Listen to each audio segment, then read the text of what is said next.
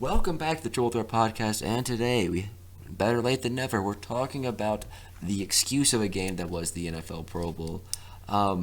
Before we get into about how to fix it, I want to say two things about the Pro Bowl. Leading up to it, this was one of the greatest skills showdowns we've had in a long time. Very enjoyable, creative, and then the game... Entertaining. And the game was awful. It wasn't a game. It was worse than practice. We'll talk about that in more detail, but let me get your thoughts on this before we talk about how to fix this abomination of a game, Ishan. Let's get your thoughts on the game.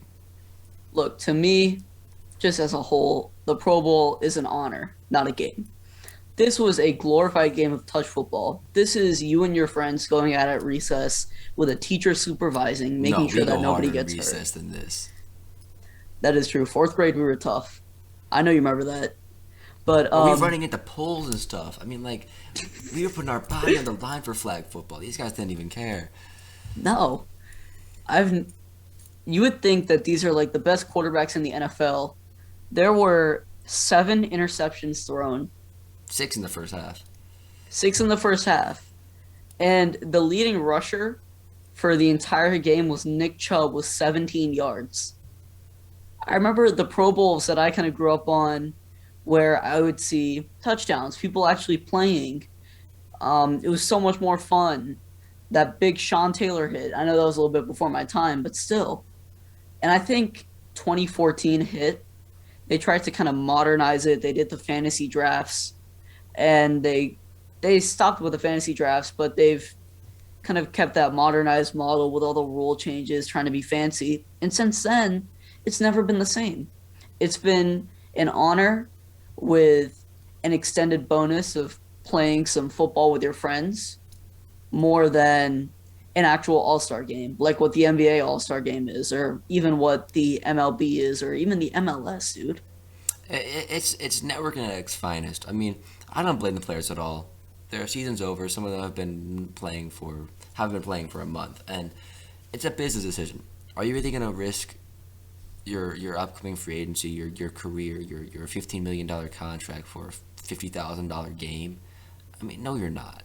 I mean, it's a business decision. And the thing is that once the first player decided, this is not for me, I'm not going to try, and this is a business decision, then the dominoes started falling, and then we started getting, I mean, what was the point of the offensive linemen? They didn't even block. They just kind of stood up and stood there. What was the point of, like, anybody on defense except for interceptions? And so the thing with me is that you have players that are not incentivized to play. And 2, you're in a location where everybody was definitely out the night before. I mean, there wasn't a sober guy on the field, I think. So No. you're in a situation where the players are one, out of shape because they've been out of the season for a while. 2, trying not to get injured. And 3, not in the mental space for a game. So how do you address these problems? Because there were a couple players who did try. Trayvon and Stephon Diggs and Micah Parsons. And two of those players have something in common. Young and not getting a lot of money. Those players, Micah Parsons and Trayvon Diggs, have not secured the bag yet. They are out there having fun. They're trying to blow someone's brains out. They are not established in the NFL community. And then Stephon obviously was going against his brother, so there was definitely some beef there. They were playing some hard press coverage there. That was That was fun. People That was mad at Kirk fun. Cousins for not throwing to it, bro. Stephon had him clamped, bro. That was a pick if he threw that ball. I mean, Kirk No, Cousins is too Stephon was smart for tough. that. But I think if they should do anything, the skills challenge is not very well televised, in my opinion. It's not. I watched it like 3 days later on YouTube. Yeah, you're either watching it on YouTube or you're watching highlights on social media. And that is, as you said, so much more fun than the actual game itself. The game itself sucks. I think I watched maybe like 6 minutes and turned it off and then just watched highlights at the end of the day. But dodgeball, the QB accuracy challenge, those games where you see players compete against each other, where they're having fun, where it's more outdoor, more interactive with fans, they're bringing their families out.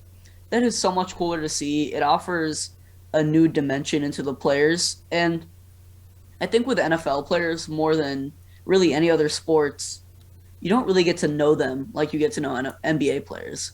Like with LeBron, his daily life is basically tracked out. And you could say that with at least one or two players on every team. But in the I guarantee NFL, you, if you see Josh Allen on the street, you will not recognize him. yeah, that's what I mean. They play with helmets I on. You remember, don't see their faces. yeah, you don't see their faces. They play with helmets on. You have 22 guys on the field at all times. That's a lot of people to keep track. Well, that's a lot of people to keep track of, and you kind of there are a lot of great players that fall through the cracks that are kind of forgettable. And when you even look at an NFL Hall of Famer on social media, I see a lot of them with maybe 10, 15,000 followers, and I'll see an NBA Hall of Famer of that same caliber with hundreds of thousands of followers. There's something about the NFL being a little bit less memorable, but the Pro Bowl Skills Showdown really shows that more memorable side of them. So I hope they continue to bring that out. And one great thing was the new addition of the best catch. I mean, a dunk level, a dunk contest level ability where a dunk level contest where you have the highest level athletes, not like the scrubs in the NBA recently, because the dunk contest has become the Pro Bowl of the NBA. People don't want to do it. It is. Yeah. And once the it first is. person started not to do it, then no one started to do it. But this was, you had Stephon, you had Trayvon, you had Justin Jefferson, and you had Tyreek Hill. I mean, those are four huge names in football. Those are For four all all pros. pros right there. And they had fantastic catches, creativity everywhere. They weren't mailing it in. They were having fun out there and doing their thing. And I look at that, and you have players that are motivated to have fun and stuff like that, and you wonder, how can you get this onto a game? Is the game even worth playing? For me, what I would do is you have the honor. You name them to a Pro Bowl, you get to come out, compete in some skills challenges, some little fun flag football stuff, and then for a real game, you do what the NBA does with the Rising Stars game, USA versus World, or whatever they're doing nowadays. Because young players need a spotlight. They need a time to shine. They need something to really enjoy themselves. And there's no time in the NFL season where a star player is going to be motivated to play a Pro Bowl game. Middle of the season, like NBA and MLB, they still got another half season to play. They're not going to risk injuring themselves or injuring their playoff chances. Before the season, what's the point of having a Pro Bowl? And then where it is now, there's just absolutely no interest in it because their season's already done. They're off season, they're in vacation mode. So I say, But at least the NBA makes it fun. You know what I mean? The players try to put on a show. and there's less of an injury risk because football and basketball are not comparable. And if you don't play defense in football, then it's much like taking out tackling from football makes it so much different. Taking out blocking from football makes it so much different. Like you can stop playing NBA defense and you still have regular season NBA because you know. But what I say Yeah. is you have young players. You have players like we have new league like the XFL and the rebirth of the what's it called the AF? it's not No. the, it's not the AF. Is it the AAF? AFL? No, it's the AF. It's the AFL. You have the rebirth of these startup leagues. You can have a Pro Bowl game for them, televised. Give the opportunity for players who are not having the spotlight, either not having the money. I mean, look at Jose Alvarado. That guy puts on a hustle every single night because he doesn't get paid much. I mean, like, well, not because he doesn't get paid much, but there's a part of a factor in that. You have these lower income, like lower salary players. You give them $50,000, they'll do anything. They'll run through a wall. But you Yeah. give Tyreek Hill $50,000, like, yeah, no. I'll go sit on the sidelines. I'll go parade. I'll go network. Like It's not enough. It's not. It's not enough. It's not enough of an incentive. I think, And I think an all rookie game would be a great game. I Or think all so rookie and too. all second year players. Everyone on their rookie contract would be a much better Yeah. game, and you make that a new honor.